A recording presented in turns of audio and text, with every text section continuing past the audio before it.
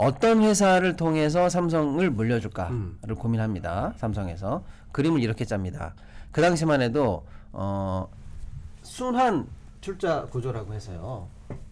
제가 이렇게 막 뒤로 돌아도 괜찮습니까? 그럼요. 예. 예를 들어서 A 회사가 B 회사를 가지고 있고 B가 C를 가지고 있고 D를 가지고 있고 이렇게 하면서 돌려가면서 A가 B, B가 C, C가 D 이렇게 가지고 있는 게 그 당시 우리나라 기업의 모든 기업의 사실 대기업들의 공통적인 순환 출자 구조였는데 여기를 지배함으로써 이렇게 지배할 수도 있고 뭐 여기를 지배함으로써 이렇게 지배할 수도 네, 있습니다. 그룹 전체를. 여기를 지배함으로써 이렇게 지배할 수도 있죠. 이때 픽 삼성의 픽은 여기가 A라고 하면은요 이게 에버랜드입니다. 글씨를 너무 못 쓰니까 안 쓰도록 하겠습니다.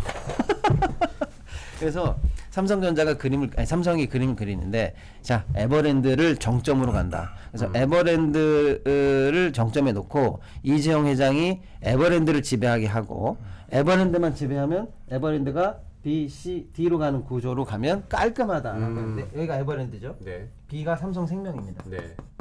삼생. 그다음에 삼생이 삼성전자.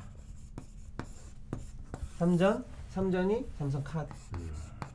카드가 다시 에버랜드. 이렇게 돌리는 구조로 그룹을 지배하면 되겠다라고 생각을 합니다. 사실 제일 중요한 건 이렇게 삼성전자잖아요. 그렇습니다. 삼성전자를 지배하는 게 사실 뭐 네. 삼성그룹을 지배하는 거니까. 근데 이제 요거를 사자니 너무 비싸죠. 너무 비싸니까. 너무 비싸고. 그리고 그거 좀 이따 말씀드릴게요. 네. 그럼 그래서 어쨌거나 이렇게 구도를 짜고 에버랜드를 가져야 되는데 정상적으로 사면 되죠. 돈 주고 사고 시장 가격에 사고 세금 내서 사고 뭐 하면 되는데 그 돈을 또 아끼려고 전설의 사건이 나옵니다. 이 사건은 너무나 사실은 충격적인 사건입니다. 네. 우리나라 법조계, 경제계를 뒤흔들었던 사건이고요. 법대 가시면은 대학원이나 뭐 아무튼 그 과정에서 반드시 배워야 되는 전설적인 판례가 여기서 나옵니다. 네. 에버랜드 전환 사채 사건입니다. 전환사채. 예, 이거는 뭐 법대 한 3학년, 4학년만 되면은 이제 배워야 되는 교과서에 올라가는 사례가 됐어요. 너무나 중요한 전환 사채가 뭐냐면 사채는 그냥 채권이죠. 뭐 그렇죠. 이렇게 내가 돈 빌려주고. 증서 받고 그게 채권이에요. 예, 그래서 거기 증서에 써 있는 대로 이자 받고 있다가 만기 되면 원금 받고 네. 그렇게 하는 게 이제 사채인데.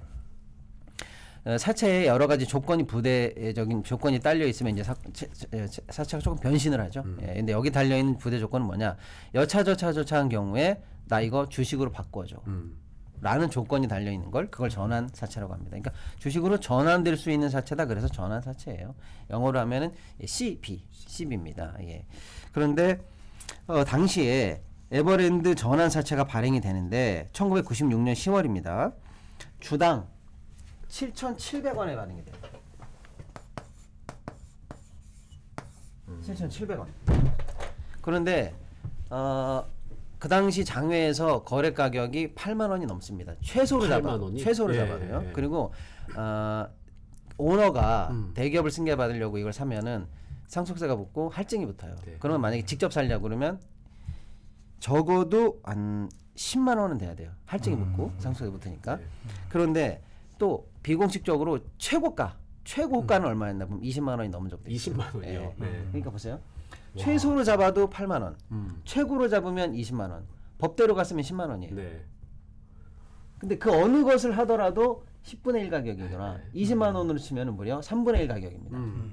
엄청나게 싼 가격으로 에버랜드 CB가 발행이 되는데 이 사채는 발행되면은 주식으로 전환될 수가 있기 때문에 예를 들면 제가 50%를 갖고 있고 두 기자님이 25를 에버랜드 주식을 갖고 있다고 할 때 제가 마음대로 채권을 발행했는데 그 사채권자가 갑자기 전환을 해서 주식으로 받는다. 우리가 손해죠. 그러면 우리 지분율이 다 변동이 그럼요, 되잖아요. 그럼요. 그래서 이걸 함부로 발행할 수가 없고요. 기존 주주들한테 주식 지분 보유 비례해서 원래 먼저 발행하도록 되어 있습니다. 아, 네. 그런 장치들이 다 있군요. 그렇습니다. 네. 그런데 이제 여기서 마치 짠 듯 희한한 일이 생기는데 네. 예를 들면 제가 50%에 해당하는 발행량의 50%를 먼저 받고 25를 받습니다. 네. 그런데 그 에버랜드의 주요 주주들인 누구냐면 다 삼성 계열사들이에요. 얘도 얘를 갖고 있잖아요. 얘도 주주사죠. 네. 얘를 이렇게 많이들 갖고 있어요. 삼성 계열사가 모두가 다 전부 다 마치 짠 듯 우리는 전환하지 않겠습니다. 예. 라고 해서 전부 다 실권을 합니다. 네. 포기, 네. 포기. 이 비상장 관련해서 실권주가 나오면은 이건 임의 배정이 가능해요. 그러면 야 이거 어차피 아무도 안 하니까 다른 사람에게 우리가 모아서 이사회 결의를 통해서 이 사람에게 몰아줄게. 이게 되는 거죠.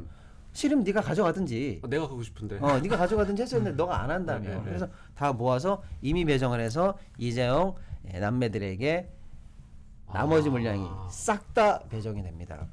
그렇게 해서 최대 62.5%를 가져가는데 그렇게 해서 결국에는 이재용 회장이 에버랜드를 싼 값에 슬쩍하는 싼 값에 드디어 에버랜드를 지배하게 되는 상황이 됐습니다. 그래서 시장가로 먹지 않고 시장가의 3분의 1 가격, 적정가의 최소한 절반 가격 이하 10분의 1 가격으로 해서 이렇게 싸게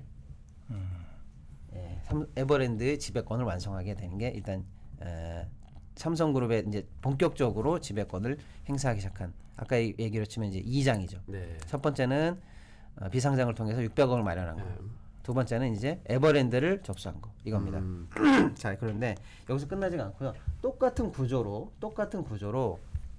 삼성 SDS도 똑같이 이렇게 해서 지분을 확보합니다. 삼성 SDS는 내용만 달라요. 전환 사채가 아니라 신주 인수건물 사채입니다. 내용만 조금 다르고 다 똑같습니다. 근데 삼성 SDS는 장외에서 5만 8천 원 하는 신주 인수건물 사채를 7,150원에 가져갑니다. 7,150원에 가져가. 이것도 전체 물량의 65%를 이재용 남매들이 가져갑니다. 그러니까 발행량이 아까는 62, 이건 65. 네.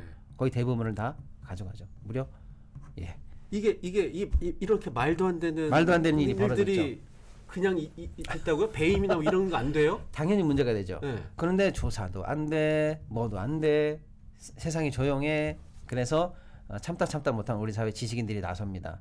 지금 예를 들어서 광노현 교육감, 그 다음에 장하성 청와대 정책장 하셨던 분 등등등이 나서셔가지고 이런 일은 자본시장이 있어서는 안 된다라고 해서 공익 고발도 나서고 해서 이 일이 커져요. 그래서 두 사건 전부 다 드디어 이제 재판은 벌어지게 되는데 결론부터 말씀드리면 에버랜드 CB 관련해서는 6대 5로 대법원까지 올라가는데 대법관 11명 중에서 6대 5로 문제가 없다라고 해서 무죄 판결이 나옵니다. 그리고 그때에 제가 기억할 때 그 다수 의견의 논리가 이거였어요. 실권을 한 거는 그 사람들 선택 아니냐. 그 계열사들의 이사회 뭐 이런 데 그 계열사 자기가 자기들의 주식 전환권을 포기한 건 그 사람들의 선택이지. 그건 그 사람들이 그래서 자기의 이익을 포기한 것뿐이지.